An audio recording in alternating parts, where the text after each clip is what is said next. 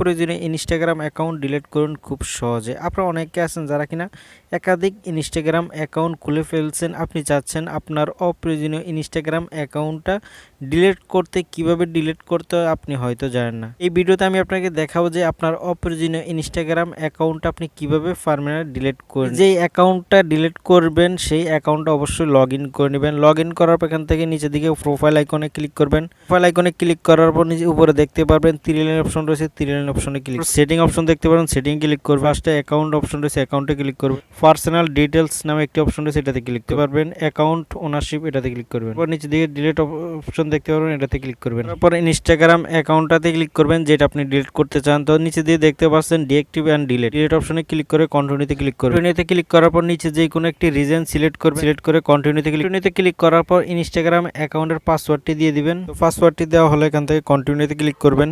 কন্টিনিউতে ক্লিক করার পর এখানে দেখতে পাচ্ছেন